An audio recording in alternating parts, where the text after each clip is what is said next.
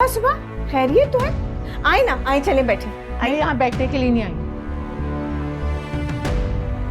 तुमसे ये पूछने के लिए आई हूँ कि किस दुश्मनी का बदला लिया है तुमने, जो हमारा इस घर में तुमने रिश्ता करवा दिया। क्या बिगाड़ा था हमने तुम्हारा? कैसी बातें कर रही हैं आरफा? मेरे चचा तो बहुत नेक और शरीफ आदमी है।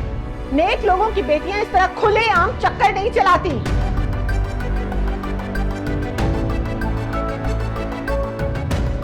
आपको किसने बताया? तुम्हें क्या लगा था कि तुम छुपाओगी तो हमें सच्चाई का पता नहीं चलेगा? मुझे तो उसी वक्त गड़बड़ लगी थी जब तुमने साकिब के लिए कश्यप का रिश्ता भेजा था। मुझे तो ये बात हजम ही नहीं हो रही थी कि तुम अपनी डॉक्टर कजन का रिश्ता मेरे बेटे से क्यों करवाना चाहती हो। लेकिन फिर मैंने सोचा कि हो सकता है तुम लोगों के लिए खानदान और शराफत अहमियत रखता हो, लेकिन मुझे क्या पता था कि तुम इस किस्म के गन को हमारे मत्थे मार रही हो। ऐसी बात नहीं है आरफा, हमें तो खुद भी इस बारे में कुछ मालूम नहीं था। बस करो, रहने दो। मैं ये मान ही नहीं सकती हूँ कि तुम्हें ये बात पता नहीं थी। तुम जानबूझकर मुझे और मेरे बेटे को फंसाना चाहती थी और अपने चचा के सर से जिम्मेदारियों का बोझ उतारकर हमारे सर पर थोपना चाहती थी।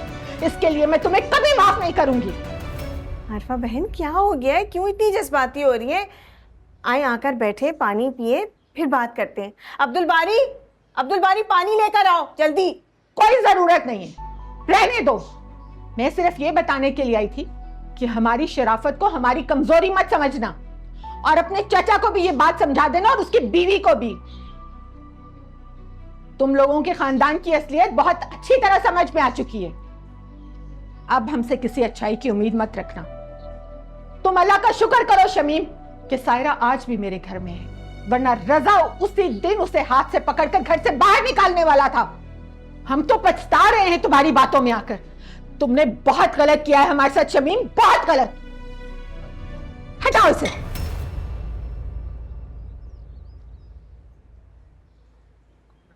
अरे मुझे दो इधर ये पानी।